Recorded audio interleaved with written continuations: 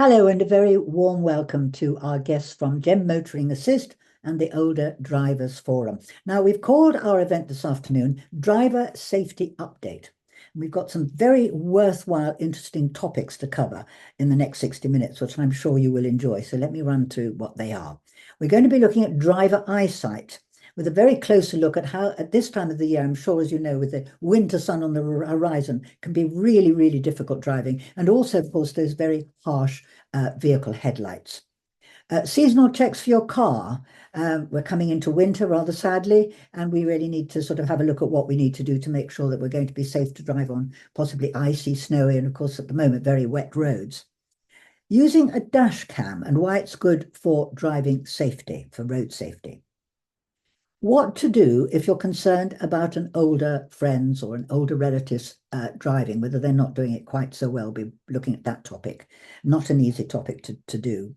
And car insurance, at the moment, it seems to be absolutely zooming up. Everybody's saying how their insurance is skyrocketing. So we're going to see if we can save you some money on car insurance. And we're going to take a look at how you could get something called a black box. And by installing one in your car, you could, of course, have onboard data, which will help reduce your insurance. And we're also going to go for a drive along Hadrian's Wall in a rather unremarkable Vauxhall car. But when I tell you that the driver, there's nothing unremarkable about the driver because he's called John Gill and he's 102 years old and he's been driving since 1936, which is before I was even thought of. John is going to talk to James Luckhurst, who's made a journey up north to see what he can learn about John still driving at 102 years old, which is absolutely amazing. We'll be showing that report to you a little bit later. And also, we're going to try and make sure that at the very end of our webinar, there will be time for some questions. If you've got any, please put them into the Q&A corner of your computer. Right, our first topic today is driver eyesight. And an issue that seems to be causing quite a lot of high levels of discomfort at the moment with drivers, and that's glare. It could be the winter sun, which of course is very low on the horizon at this time of year. But these days it's just as likely to be the glare from very powerful headlights when you're driving at night. And perhaps from our postbag, it's not, I find, an issue that's just affecting older drivers. There's all sorts of people are saying they're finding it really difficult. So we're joined now by Dr. Paramdeep Bilku, and he's from the College of Optometrists. So, Dr. Paramdeep, welcome to our webinar. First of all, glare seems to be a really very modern problem with the modern vehicle headlights too. Why is that? Firstly, thanks for having me. Great to be here. And it's a great question to start off with. Technology, I mean, that's progressed and the types of light we are seeing on the roads is definitely changing. Newer bulbs such as LEDs, they give off light at a higher color temperature compared to older style bulbs, which is obviously a brighter white color. And that means it's much closer to daylight, which can actually improve driver visibility. So it's great for a driver, but the increased brightness to oncoming drivers can be much more dazzling to the eyes. Naturally, the eyes are more sensitive at the dark, and also the pupils become larger in the low light conditions. But it's actually really difficult to say whether a specific bulb or type of bulb is responsible for glare, as there are other factors at play as well. That could be the headlight position. We know we see these SUV type cars more and more on the road as well, so they're higher up on the car, the angle of the beam, the level of brightness, and also the color temperature, as I've already mentioned. But it's really important to state that there's actually insufficient evidence to say whether that actual light is harmful to the eyes, but there are two key areas of concern that I'd really like to highlight to your listeners and the viewers here today. I mean, firstly, drivers, they might actually struggle to drive confidently and even give up night driving due to glare. I've had patients tell me that as well, and therefore lose their independence. And in our research, which we commissioned last year, about 76% of drivers reported that were affected by glare while they're driving at night. So it was a real issue. And secondly, glare can cause symptoms of discomfort, reduced vision for a brief period. And so glare can cause reduced hazard recognition, particularly if you're driving at speed. We know that can be quite dangerous as well. I find also, is it people in lower cars at night? If you're in a lower car, friends I've got who don't have they find the vehicles coming at them much more threatening in a way, the lights that they have on them. Is that also an issue? We would notice that, especially with the SUV type cars that are coming towards you. So if you're lower down, you're much more likely to be in the line of sight of the beam. And so the glare is more likely to be an issue in a lower down car. Are there any particular eye conditions that might actually make it worse for you driving at night with these vehicle lights coming at you?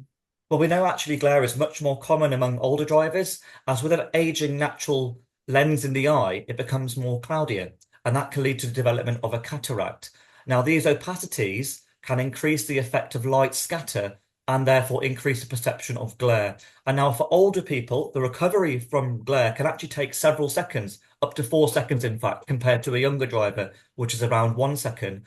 And imagine if you're driving a car at speed, the time taken for it to recover, the distance covered can be quite considerable. So there's a much greater risk of potential accident. However, the important thing to state is that with regular sight tests, cataract and other eye problems that can be detected and treated earlier so that people can continue to drive with confidence that their vision is as clear as possible and their eyes remain healthy. Well, I've had cataracts done and I've got pretty good eyesight, but I still find night driving really quite sort of, unnerving. But I've actually got some prescriptive sunglasses and I've had an anti-tint glare put on them. And I keep those in the car just for that sort of driving. Is that a good idea? Well, it's actually illegal to wear sunglasses when driving at night. So So they're any not tinted sunglasses. lenses. Apparently, they're not sunglasses, they're just ordinary glasses. But So they've what got I would no tint suggest on is them. that, some people actually find anti-reflective coatings can be really helpful as they That's what I prevent thought. the reflections within the lens. I think that was what you meant Yeah. to. And otherwise, the light would pass and cause reflections within the lens. But the actual best way to ensure that you can see clearly at night whilst you're driving is to make sure your glasses are, A, you're wearing them, and they're up to date with the latest prescription. So, of course, if it's important to ensure that they're clean and well maintained as well, as any dirt or scratches can affect how clearly you can see. So, we recommend to keep a lens cloth in the car as well. So, firstly, make sure they're up to date, that you're wearing them as prescribed, and they're clean and well maintained.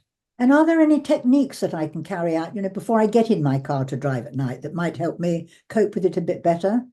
Unfortunately not, but there are several other things that drivers can do to minimize the impact of glare while they're driving. So firstly, make sure your windscreen is also clean and clear inside and out, as the dust and dirt can otherwise increase the light scatter as it would do a cataract. And secondly, when you're driving, if you're facing bright lights, slow down, keep your eyes open, but cast your gaze to the curb side of the road or the white driving lines dividing the road so you can stay in your lane and remain safe.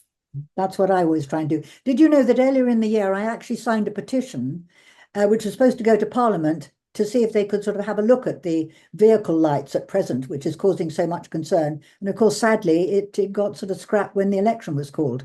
Did you know about that petition? Well, fortunately, we're pleased to say that the government and the Department of Health are committed to actually funding further research to fully understand which headlight factors are actually responsible for the glare, so we can identify what needs to change while enjoying the benefits of better lighting technology, and ultimately that'll lead to safer roads for everyone. Mm. Well, thank you very much indeed. You've explained quite a lot, and that's a great help. I hopefully will come back and talk to you a bit later. Very much. Thank you, Dr. Baron Peep. Thank you. Now, Pleasure to be here. yeah, it's good to have you here. Time now to tackle a very sensitive but crucial topic, how to talk to an elderly driver who may be at risk. Now, as our loved ones age, of course, all sorts of things happen, vision changes, mobility changes, reaction to something happening is different, but it's a very, very difficult topic to raise with anybody. And of course, it can pose really very concerning safety concerns. Nigel Lloyd-Jones from the Gloucestershire Older Drivers Forum met up with James Luckhurst to talk about when is a good time and actually how to find the right tone to approach this potentially very difficult conversation. So if you give up driving your car and you can't drive a motorbike, how do you think you get around? Well, it should be dependent upon other people, I expect. You get a senior citizens Or have a bus taxi, pass. one thing or the other. You can get a free bus pass, can't you? I expect so, yes. But you'd have to get to the bus stop, and that's a mile away, isn't it? Yes. But you'd be reliant on me, really, wouldn't you, most of the time, I expect? More or less, I imagine, yes. Yeah, no well. But, I mean, you still think within yourself you're all right for another 2 or 3 years? I'm hopeful that I should be driving till I'm 90 if I live that long. That's another 7 years. Easy, yeah. Well, Mr. Barnes was driving when he was 90, but he kept driving into things. Well, he wasn't very safe. So if I was to say to you, I think the time's come when you're not safe to drive anymore, would you listen to me or would you ignore me? Well, I would assess the situation and probably get expert opinion. What, from somebody else? Well, from the medical profession or whoever. Or some expert in the field of driving? But you wouldn't listen to me, okay, would you? Well, I'd listen to you, but I should weigh up Ignore the us. options myself and then proceed To accordingly. do what you wanted. We mentioned at the start of that clip, we're now joined by Nigel Lloyd-Jones from the Gloucestershire Older Drivers Forum. Nigel, that's a pretty good example of how not to handle a conversation about a mature driver retiring from driving. So let's not go into the details of what was wrong with it. Let's look at what is the right way to have that sort of conversation. This is a question we get asked by everyone. It's probably one of the major concerns, how do we normalize family conversations around this topic? And I'm afraid to say, there's no silver bullet. Everyone's situation is unique in terms of, the fitness to drive of the driver concerned, their lifestyle, all the personalities are involved, the knowledge of the family about road safety, and also, how does a particular family handle discussing emotive subjects? So everyone's dealing with a unique situation, but we've come up with an approach about how to start that conversation, and it's a 3-stage process. So it's the 3 W's. It was like a little punchy thing. There'll be 3 W's: who, what, and when. So the who actually is 2 aspects. One is, what is the personality of the driver involved, and the other aspect of who is the best person within the family or friendship group to start that conversation. In terms of the personalities involved, in terms of the driver's personality, Professor Musselwhite, who's a guru on all things to do with mature drivers from Aberystwyth University, he came up with a model, and he identifies sort of 3 personality types. Now, one is what he calls the long-term planners. So they're kind of independent people, strong intellects, enjoy a challenge and understand they've got to develop a plan. Now, for them, they really just want to be signposted to information. The second group are what he calls short-term supported. Now, they're more kind of social people who spend, a lot of time traveling around, sustaining a busy way of life. And what they require is sort of practical and emotional support from the family. So a slightly more kind of nurturing approach. Now, those 2 groups actually reflect the attitude of most mature drivers. Now, that is that they want to do their bit, James, to keep our roads safe. They recognize that there are signs of declining fitness. They start self-regulate, so maybe they start taking shorter journeys. And in their own way, they start to plan. The real challenge of this third group, who Musselwhite calls reactive. Now, sorry guys, this typically tends to be men whom driving has played a central part of their lives. They're complacent about their declining driving skills and are not aware of how that's impacting their ability. They resist family advice, and they just don't even think about how they would continue without a car. Now, the caveat here is it might possibly be that these people have an undiagnosed dementia. Yeah, the other aspect, James, of who in your family is the right person to talk to. Now, and often in families, they tend to think, oh, right, who's the most authoritative person to start this conversation? And actually, often as not, it's more, it's the person who's the more compassionate, non-judgmental. Who's that person who's actually handled the situation in the past? So that's a really important decision the family have to be made. And then everyone's got to get behind that individual. Everyone has got to follow their line. Nigel, we don't have a lot of time, unfortunately. I'm keen to address, what might you see as the elephant in the room, these reactive group of mature drivers who aren't going to take any notice, because we fear that will happen as part of the conversation. And for some people, it won't go as well as they hope. So what do they do? Well, what's plan B? So James, that's the point where you have to go for professional intervention. And that's about gathering the advice about your concerns, scrapes on the car, incidents of driving that you're concerned about, and go and talk to the GP. That is the starting point. Go with evidence, talk to the GP. The GP may then recommend, assessment with driving mobility and so forth. I also found with one of my relatives, it was going and talking to her optician, and her optician convinced her to drive. So that's that professional intervention. If things really start to get extreme, you can report them to Crime Stoppers, and then we can have the police engaged. But ultimately, James, You can end up with if there's a long medical review and so forth. Ultimately, it's down to family intervention and you take away the keys. It's tough love, but that's what you've got to do to keep them and other people safe. But let's end on a positive. It's in your experience, does it degenerate that much with a lot of families, or is this conversation, which is seen beforehand as potentially a difficult one, does it usually work out okay, and everyone has seen the value of it, and the driver, him or herself, will sort of be compliant and grateful, and it won't break the family apart? Absolutely. Most mature drivers, they want to stay safe. They need the support. They want the support of the family about what they do. So that is the majority. And we have had many, many positive outcomes of that kind of consideration. So it's understanding who is the nature of the driver, who they are, who's the right person in the family, do your research, and then introduce it, flow into family conversations, normalizing it, and then there will be a positive outcome. Nigel Lloyd-Jones talking there to James Sluckhurst. And I must say, all those years ago when my dad had always been a brilliant driver, suddenly missed a car, just nearly hit a car at the end of his road. And I knew that was the time to have that conversation with him. If only I'd had that advice then, it would have been a great help. Right, I don't think we can help but notice that the nights are getting shorter and the roads are getting wetter and more slippery and the weather's pretty awful. So it's time to look at what we should actually do to keep our cars in the right condition for driving under these circumstances. So we're going to be joined now by Rob Hurd from the Older Drivers Forum. Hello, Rob. Hello, Valerie. How are you? Right. What sort of maintenance check should I carry out on my car to make sure I'm okay for driving in the winter? Yeah, so it's always important that we check our lights. Really important to be seen at night. So what we'd say is just check the lights, making sure the fog lights as well as the front and rear ones are working.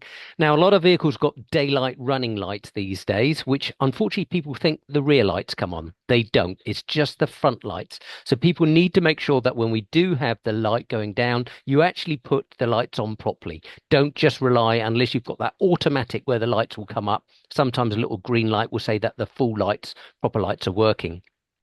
Now, with our windscreen, one of the things, obviously, we're going to get frosty conditions. We might want to put a frost guard on it or apply some pre-icer to stop our windscreens freezing up overnight when that ice time comes. And wiper blades. One thing we really need to make sure that our wiper blades work extra hard when we're actually in the winter with all that grit and smear and dirt on the windscreen.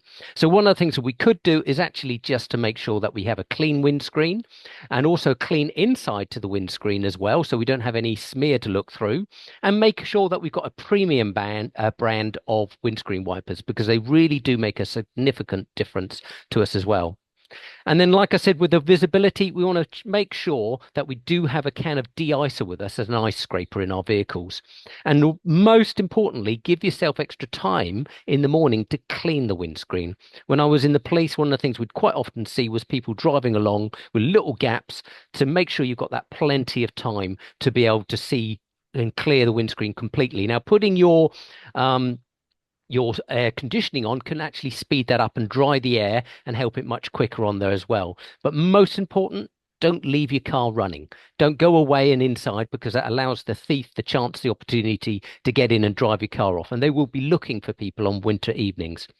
Then we're looking at fluid levels, things like that. We want to make sure all those fluids are up together. We've got proper de-icing, antifreeze in the proper, antifreeze levels within our windscreen squirters, because otherwise what we end up doing is when we've got that salt on the windscreen, it's starting to drive off, we start running out of it, and then we can't see again.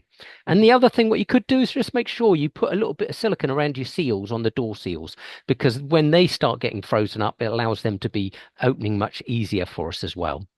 That's good. I had a nasty experience coming around a very nasty bend, a sort of hairpin bend, very dark walls, buttressing the side of it. And the whole windscreen suddenly went dark, and there was no heat in my car. This was night. And it's only when I came out of the bend, I realized there was that low fog Oh, yes. off the road, and it had completely messed up the whole of my windscreen. It's only by using my windscreen wipers and all the Yes. dirt. Oh, that was very unexpected and not very nice. Yeah. That happened before. And what about tires now? Should we change our tires, check our tires? I've never put on winter tires ever in my life. Yeah, so I mean, I go to Denmark regularly. I put winter tires on, make a real difference. But in our climate, not really need to be too much about it. But a lot of people, what we would say is regularly check your tire pressures on your vehicle, at least every 2 weeks. And one of the things we would say in wet conditions, if you're driving at 50 miles an hour and you've got just 1.6 millimeters, so the legal limit on your tread, then actually your stopping distance actually takes 25% longer to do it. So one of the things we'd suggest, if you change to 3 millimeters on your, then actually you can increase and reduce that massively as well. So we'd always recommend at least 3 millimeters on your tires as well. That's one of the things we'd always say. I've got made a note of that. Now, what about a winter emergency kit? What should I have in that? Yeah, so we never know if we're going to get stuck, we're going to break down, or we'll be in a long traffic queue or something like that. So we'd always encourage one, make sure you've got breakdown service documents. So you've got your AA or RSE or other providers, GEM Motoring Assist, those particular cards on you. Make sure you've got a warm blanket with you, a mobile phone charger. A torch is always a useful thing. A warning triangle. A lot of people don't tend to have those anymore, so that would be a useful thing. And a high visibility bib. Just have that tucked in the back of the vehicle because if we do need to get out the car and it's dark, we want people to be able to see us. And also remember, like a dry pair of shoes. If we are having to get out and do different things, then when we get our foot back on the pedals again, they can easily slip off. So that could be something that we do. And also think about maybe one of those emergency glass hammers that you can get. You can leave it in the vehicle. If you did get trapped in the vehicle, was a collision, you can use it to break the window to get out or something like that. Now, there's also smartphones. With your smartphone, a lot of people forget this, but there's some really good apps like there. There's one called What Three Words. It's a free app to download. You can actually click a little button and it will tell you what your location is in 3 words. And down to a very small area, and emergency services can easily find you. So where they say where you are, if you just use those What Three Words, they easily can find you as well. Most important, make sure you know everything how your vehicle works. So have a look in the manual. Make sure you see all that technology that you can help them get used to it. If not, go to the dealer and get them to explain the vehicle to you. And obviously, the highway code gives us some really practical use about breaking down and driving in winter as well. Mm. The what 3 words? A lot of people have told me about that. That's a very, very useful thing to have. A quick one, Rob, what about battery? Can I, do anything to prevent my battery from failing in the winter? Any signs that that might be happening? Yeah, so winter driving really does put a lot more pressure on our batteries, quite often from the heater, the lights, the wipers, and all that sort of thing. And in fact, the RAC says the biggest failure in winters is people's batteries packing up. And so one of the things we would say is get your battery checked as you're coming up to winter. Go along to a garage or a car shop and they will check to see how efficient it is. Now, most batteries, they do need to get replaced every 3 to 4 years, and people don't tend to do that. One of the signs that you can get when you start starting the car, especially in the winter, if it's a little bit slower than it used to, get it checked, maybe change your battery, can make a substantial difference as well.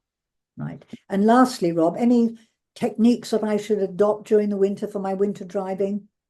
Yeah, so one of the things we'd always say is look at safe routes, really, be on those routes. A lot of people, as we age, sometimes some of the issues we do have, people avoid motorways and dual carriageways. They're actually our safest roads out there. And actually, they're the ones that gritted much quicker than any other road. And so try and stick to some of the big main roads. It's an important one. Try to avoid rush hours because obviously we don't want to get caught up in the traffic too much. And obviously driving in those times, if you can avoid when that sun's coming down and blinding you, because we get this time of year, we're getting very low sun, certainly at sunset. So try and avoid driving at that because it can make quite a difference for the reactions on as we age with our eyesight on that as well. Make sure that we've got plenty of fuel in our car. And if you're doing a long journey, let someone know when you've left and when you're expecting to get them so they can check up on you as well. And maybe just look at those weather apps about what's available for us, whatever. But the most important thing I'd say about driving in winter is preparation, preparation, preparation. And if people want to see more about what I've just said, on our website, olderdriversforum.com, we've got under our advice tab a page all about driving safely in winter. Great, Rob. Thank you very much. Very, very useful tips indeed. And hopefully we'll be coming back to you with some questions later in the programme. Well, Thank our you. next topic, thank you for now. Next topic is becoming increasingly vital for every single driver. It's dash cams and road safety, because an incident can happen on the road in just the blink of an idea. And having dash cam footage can actually show what happened. It can also protect you from having a false claim. But it's not all. Dash cams can also serve to keep an eye on reckless drivers, and also sometimes even a crime. Now, Bryn Brooker, who works for the dashcam manufacturer Nextbase, has also helped to set up the National Dashcam Safety Portal. And he's also going to talk to James Luckhurst about what exactly happens and what that is. So let's have a look at that. And after Bryn, James is going to compile a selection of very recent footage that comes from dashcams that have actually been released by the police. Yeah, the National Dashcam Safety Portal has been a long time coming. It started probably 6 years ago now, where we had members of the public coming to us at Nextbase with video footage of dangerous drivers and things that clearly people wanted to have something done about. And we were hearing stories that they were going to the police and saying, I've been to my local constabulary, but they can't accept this footage because they don't have the right equipment. They won't accept a USB stick because they think there might be a virus on it. And they also didn't have kind of the back-end systems to process it. Dashcam footage was quite new, 6-7 years ago. And so there was kind of a frustration that this driver has done something dangerous. We could do something about it as a society, but there was no mechanism in place. So we looked around and there was some fantastic work being done by the Welsh police at the time. They'd just started their OpsNap, and they'd used a partner called Egress for their online system. We looked at this, we talked with them, and we saw it was fantastic. They just rolled it out across all of Wales, and it was making a difference. We could see that this system that they'd set up was really key, and it was already starting to help get dangerous drivers off of the road. You said that this has made an impact on road safety. So what figures would you rely on to help confirm? So we're really privileged to see kind of the data. So whilst we see none of the footage, we're not obviously not allowed to. It's evidence. We do not see any personal details. But what we do see is numbers. We see the number of applications in total that go through the system. To date, there are around 135,000 submissions, which is a big number. And from feedback from forces, we get data that tells us typically they will prosecute around about kind of half to 60% of all of their submissions. And now that does vary by force. Some of them are 55, some of them are 60, 70%. But in general, it's 60% of those submissions are prosecuted, which is really encouraging. And then from those prosecutions, again, around kind of half to 60% are warning letters. So that's quite a quick, you will get a warning letter through those. And for me personally, if I received a warning letter in the post saying you were caught doing something dangerous, then it would have an impact on my driving. And then obviously for the kind of dangerous driving level, etc., there's fines, prosecutions, and we do hear back, and we do have some data back from forces where we get stats back showing the number of people who have got driving bans, 3 points, 6 points, etc.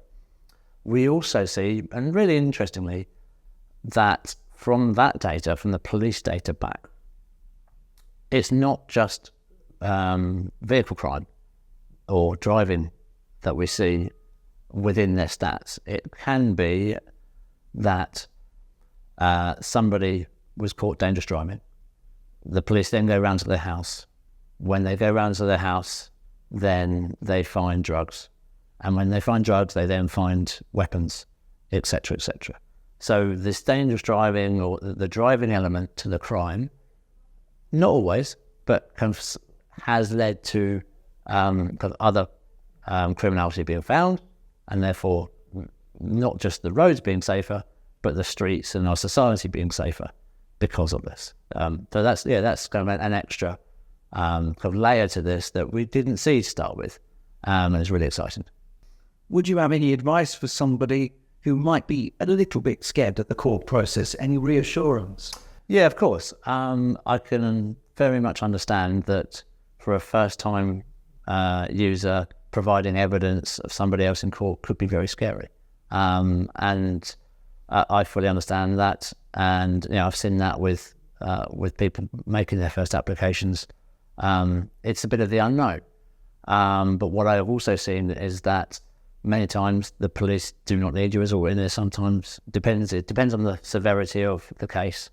Often you won't go to court, it'll get settled out of court, it'll be a fine, it'll be a warning letter. So most of the time the actual need to go to court isn't there, but you just have to be willing should it be required. Well, that was Bryn Brooker talking to us about the National Dashcam Reporting System, or Operation SNAP as it's known. You should find it in your police force area. If you have a dashcam and you have witnessed and your dashcam has recorded an example of dangerous, bad, risky behaviour on the road, then why not submit it and do your bit for road safety? As certain people have done, and you can find on the internet, we've had a quick look round at some of the footage shared by police forces of some very bad examples that have led to prosecutions, perhaps letters of warning, education courses, and in some cases, actually, to prison. Let's take a look now.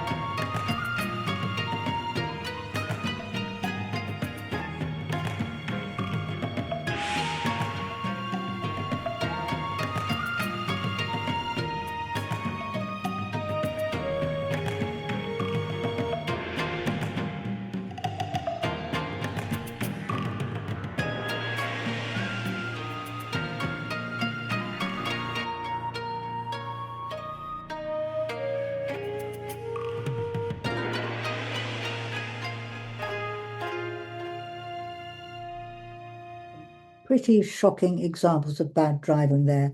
Almost unbelievable, isn't it? I actually would love to be Minister of Transport. You know, I would ban anybody who's caught using a mobile but for driving to drive for life. Anyway, that's just my idea about it. Well, as we learned, most of those drivers were in fact dealt with afterwards, which is a very good thing to hear. The very last one, that little white VW Polo, which was overtaking on the bends, he actually went to prison. So that was Bryn Brooker and James Luckhurst talking about that issue. I'm definitely going to think about getting a dash cam. Now, car insurance time, mine's just about to have to be renewed. We're all very aware at the moment that they're getting very, very expensive, and the premiums are just absolutely zooming skywards, which is really, and why is it happening? Well, we've got Stephen Graham from Cornmarket. He's the insurance broker for Gem Motoring Assistant. He's with us.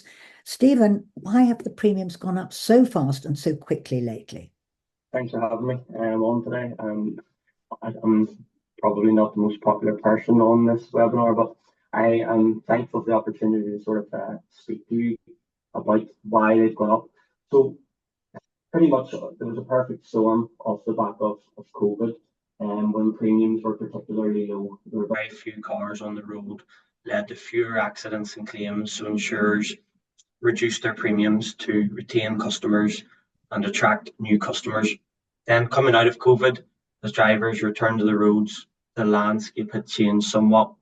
So not only were there more cars on the roads, but at the same time, with certain sort of global climate, there was a shortages in parts, skills and labour, and this rapidly increased the costs of claims. And unfortunately, these were passed on to drivers. What I would say is there is a little bit of light at the end of the tunnel. So for the past 2.5 years, premiums have been increasing rapidly quarter by quarter. The last 2 quarters, that has certainly slowed down. So whilst premiums might not be dropping, they shouldn't be increasing as much as they have over the previous 2 years. Now, you might not see that in your next renewal if you're due up in the next 3 months or 6 months. But if you have renewed within the past 3 or 6 months, when your renewal comes up this time next year, it's unlikely at the moment, if trends continue, you shouldn't see the increases that you have seen over the last 2 years. So hopefully we're at the end of this seemingly endless cycle of increasing premiums. Now, what about age and experience? How does that affect a driver's premium? So both are important factors when calculating premiums, and you will find that younger drivers and older drivers will pay higher premiums. So the statistics are there from the insurers that will show they're more likely to be involved in claims that are potentially of higher severity. To counteract that somewhat, if you have positive driving experience, if you've got maximum no claims bonus, if you have a history of claims-free driving coupled with no convictions or anything like that, then that will mitigate these costs somewhat.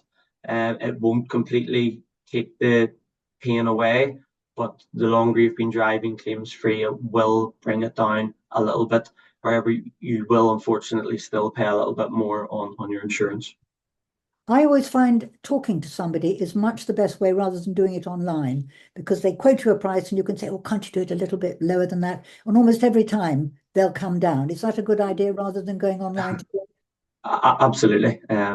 Without a shadow of a doubt, because look, we are an insurance broker, so we have a panel of insurers, but we want to keep as many clients as we possibly can. So by talking to us, if there are cheaper prices out there, then often a broker, an insurer will reduce their cost a little bit to retain the business. But talking to as many different providers as possible is absolutely what you should be doing, as much as time permits. And one of the main reasons for that is by updating your details regularly. You might find that you're missing something that can reduce the cost of your insurance. For example, your annual mileage or the use of your car. One thing which has obviously changed in recent years is a lot of people are working from home more often. So instead of working 5 days a week in the office, maybe 3 days a week. So your mileage could be 60 or 70% of what it previously was. Also updating things like the value of your vehicle can help. And potentially one which is mentioned is adding an additional driver onto your policy who maybe has a clean record also. That does tend to lower the insurance premium. All very useful. Thank you very much. Can I just ask, do members of Gem Motoring Assist get a bit of a discount coming to you, Cornmarket? Yes, they do, and we've been dealing with Gem for a number of years now. There may be plenty on this webinar that maybe haven't found that in the last couple of years, but rest assured that yes, we do work with Gem closely. We're in regular contact, and we have a number of deals and add-ons that we can provide to GEM members. So please, by all means, contact us for a quotation. Lovely. Stephen, thank you very much indeed. Stephen Graham is with Cornmarket, and we'll be looking to talk to Stephen a bit later on. Now, joining us now is Richard King from Ticker Insurance. He likes to actually just call it Ticker, whose brand new black box insurance policy is now available for senior drivers. Hello, Richard. Now, why are you introducing this black box insurance for us older drivers? Tell us about it. Hello, Valerie. Well, the team at Ticker were originally responsible for introducing black box insurance, often referred to as telematic insurance, for young drivers back in 2010. People were so opposed to the idea of having their driver behavior monitored. But by providing these young drivers with very useful feedback, helped to create better, safer drivers, reduced crashes, and ultimately has halved the cost of insurance for young drivers. Now, admittedly, young driver insurance is still a very expensive product, but it's half of what it would have been without black box insurance. So roll on 15 years, we now see that 80% of teenagers get on the road with black box insurance. It's completely disrupted and changed the market. So of course, we're going to take a different approach to how we monitor the driving of older drivers. There's different traits going on there, but what we're looking to do is to try and drive the same sorts of benefits, provide very useful feedback to older drivers, help them stay safer on the road, maybe for longer. There's science to say, yes, you do drive well, keep driving, and then ultimately be rewarded with more affordable insurance. Now, why are we doing it now? Stephen sort of touched on it. We do know that insurance starts to get more expensive once we hit around about the age of 70, because there is a higher frequency of serious crash. But as Stephen was saying, insurance has gone up astronomically over the last 2 years for this age group. In a lot of cases, it's actually doubled. So therefore, a lot of older drivers feel that they're being treated harshly. Even when they do take care on the road, they do abide by the rules of the road. And, so what we're going to help to do is help them stay safer, reward them with a better price, and try and restore the trust and loyalty that really has disappeared between older drivers and insurers.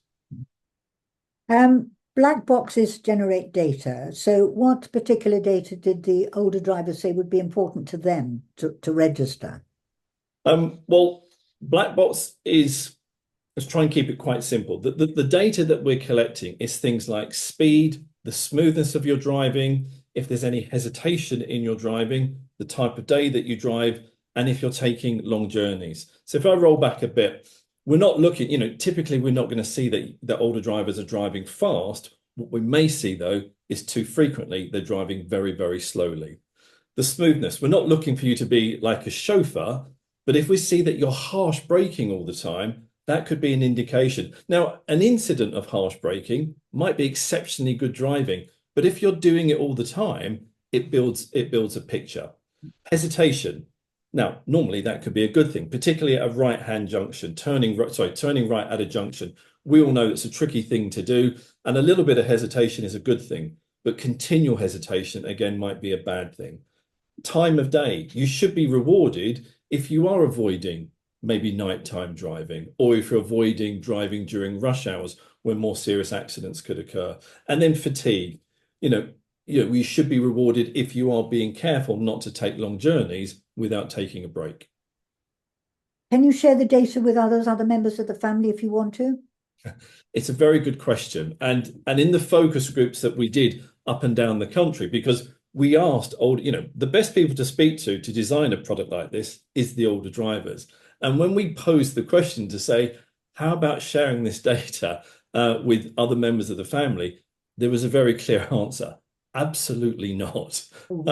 Now, that's maybe understandable, but at least the option is there if you want to. Quite often for very older, much older drivers, it's their family members who've helped them organize insurance and maybe even a product like that. And we can leave it down to them to share that data if they want to. Can you outline the consequence or incentives for someone who has consistently driven very safely or on the other hand, someone who's perhaps had a history of slightly risky driving? Well, let's talk about the incentives first.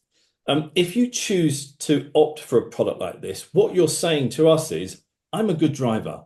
I abide by the rules of the road, and I'd like to be rewarded for taking that approach. So to start with, you'll receive a more attractive premium. Then, because we have your driving data, and we talked about all those driving characteristics a moment ago, we can factor that in to your renewal.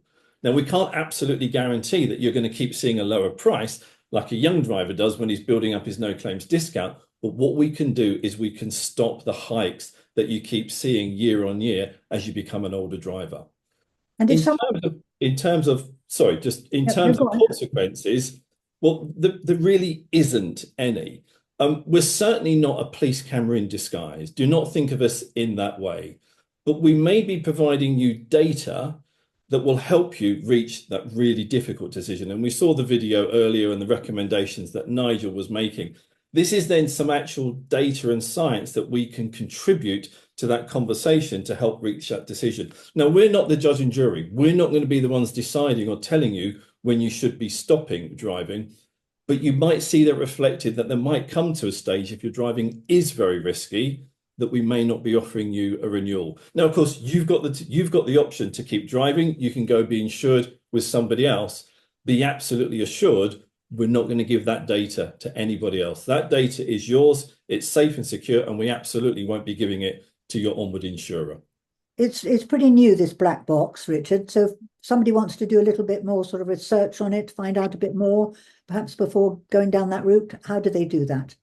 Well, obviously, it's new to this age group, but it's been around for 15 years. It's not new technology at all. It is available now.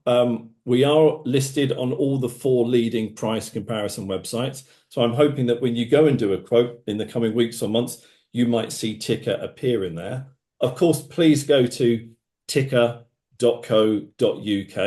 There's a button there that says 65 plus. It's a huge button. You can't miss it. The product is targeted to anyone over the age of 65. We've not tried to determine what is an older driver, but we've sort of said 65 plus. Plenty of information there to explain how the products works, including some videos. But ultimately, what we're trying to do is we've seen the massive benefits over the last 15 years it's delivered to older drivers, better drivers, safer roads, lower premiums. We're looking to achieve the same objective with older drivers. And just quickly, if one installs one, do I immediately get a sort of reduction on my premium, or do you sort of have to wait, say, for a year to get some feedback to see how I drive before you do that? Well, this is the beauty. You get the initial reduction feedback right at the start of the policy, because if you've opted to have this policy and when you choose to buy, we send you the box. It's very simple to install. It takes 30 seconds. You're telling us, I'm a good driver. So immediately we reflect that in the price. And then, of course, when we see the data and we see that you are a good driver, we further reflect that in your renewal price. Great. Richard, thank you very much indeed. That was absolutely fascinating. I'm sure a lot of people would be extremely interested in the black box. We'll talk to you later, I hope, when we get some questions in at the end of our webinar. Now, finally, on today's webinar, we're going to take a short road trip up by Hadrian's Wall in a rather unremarkable Vauxhall Mariva. But when I tell you that the driver is 102-year-old John Gill, you may be a little bit more interested. Now, John, as I said, is 102. He's still driving. He's been driving since he was 14. He never had any L plates, and he never passed a driving test. John decided to tell James Luckhurst a few safety trips for him when they went up and met near Hadrian's Wall. In the middle of my life, somebody from the Department of Environment checked out my driving because I was going to take a group from the Road Research Laboratory up to a testing site. But you've never had L plates on, and I've never had L plates. You've never had anyone sit next to you with a clipboard and officiously decide whether you're safe to drive on our roads. No, I had a little motorbike that I bought in my last year in the army and used as a student afterwards. And so I've been a cyclist since I was about 8 years old, so I know a bit about roadcraft from the more vulnerable side, shall we say. Let's just think about then your first time in a car was 1936, something like that. Was it your first time driving a car? Tell us about that very first experience. Well, I had a holiday within my cousin's farm in Wiltshire when I was 14, and tried out driving an old Buick on the farm. So I learned a bit about clutch control, especially when you put double clutch, and that was useful. And then bits and pieces by friends, or the ambulance of the St John ambulance during the war and after the war. Then I joined the colonial service, and was immediately told I must buy a car. So I bought a car and I taught myself to drive in Lagos, which is not denuded of traffic. I was going to say, it's one of the craziest cities for driving, isn't it? Yes, how did that go? What were some of the hairy moments? Well, no, well, my wife had a really hairy moment when the cyclist fell off in front of her, but I never had anything quite like that. It was mainly a matter of driving up into the bush to have a look at the sites for bridges I was to design and that sort of thing. And then my second tour, I was a divisional engineer in charge of the mainland part of the capital, so I had the Public Works Department work to chase up around the environs of Lagos, which at that time was a city of about 1 million people. I think it's about 30 million now. So you were a civil engineer working in Lagos, designing and getting bridges made. So and my first tour, I was the bridge designer, which meant I went up country to have a look at the sites, and then went back to the drawing board office and produced a design. The longest one was a 9-span, 55 foot per span over the Oni River, which I understand was blown up in the Biafran War. And you came back from the colonial service, and your name is connected with some fairly big road projects in the UK, aren't I was put in charge of the team for bringing the Mancunian Way off the plan and into the road. What were some of the challenges of Mancunian Way? I can picture it. I've used it often enough. It's a kind of it's a flyover, isn't it? I think I ran the Manchester Marathon in 2023, and I'm sure we ran under it, not across it, but under it. Well, I don't think it was an accident that seems to have been sighted over an area that Hitler had cleared. And we had to do the site survey, design, deal with the drainage alterations and so on. But the design of this actual structure was in the hands of consulting engineers. But I went down with my team to their headquarters and saw the model and the test. And I didn't see it completed because I was promoted to be Deputy City Engineer of the City of Leicester. And so I left Manchester and had to move to Leicester. I tell you what, a lot of people are going to be very interested in how you continue to be a safe driver at the age of 102, because that's quite some achievement. What do you put that down to? Well, I'm a teetotaler to start with. I've always been a bit young for my age, even at school. And I seem to have the body of an 80-year-old. So I'm hoping that I can renew my license at 103, but I don't know about that. What about eyesight and the things that you can check? Do you make checks? I have my eyesight checked every 2 or 3 years.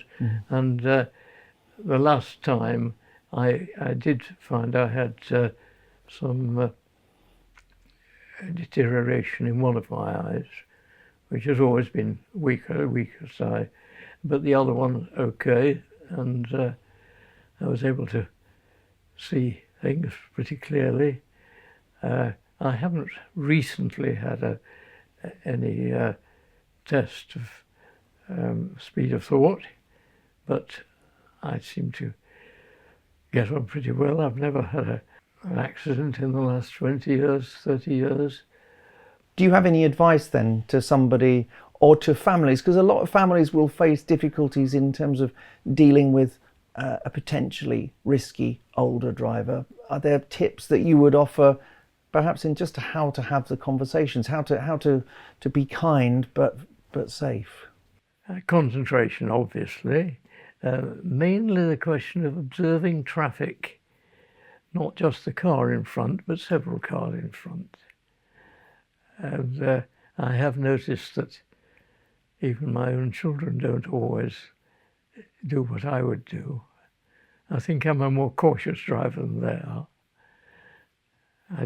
I leave plenty of space between myself and the vehicle ahead. 102-year-old John Gill talking there to James Lucker. So let's hope for us all. We sadly haven't got time for an enormous amount of questions. We've got just one, and it's for Dr. Parandeep, because everybody's been so brilliant with all their wonderful information. Dr. Parandeep, somebody wants to know, is it okay to buy sunglasses in a shop, or should I actually get them from an optician? It's a good question. Now, it's a nuanced answer. So sunglasses can be used in the daytime depending on their category. But what I would suggest is that look out for the markings on the lenses themselves or on the side of the arm, whether they're UK or UKCA marked or CE marked, I should say. That would mean that they're manufactured the appropriate standards, so they're safety against protecting against UV light exposure, but also have been tested to ensure what category they are. Now, category 0 tints, they are virtually transparent. They can be used at any time of day, even in low light conditions. But when it comes to category 2 or 3 lenses, they can't be used at night time. Category 4 can't be used at any time. So please make sure that you look for the category number, make sure they're UKCA marked or CE marked. But if you're in doubt, go to a local optometrist. They'll be able to advise you about the appropriate lenses for your needs. Wow, that's absolutely fascinating. I didn't know you could find that out on an ordinary pair of sunglasses. Thank you very much indeed, Dr. Parandeep. That was fascinating. Pleasure. Well, sadly, that brings us to the end of our webinar for today. I do hope you've enjoyed it and found some of our topics of great interest. I certainly have. As I said, I'm definitely going to go and buy a dash cam and get it installed.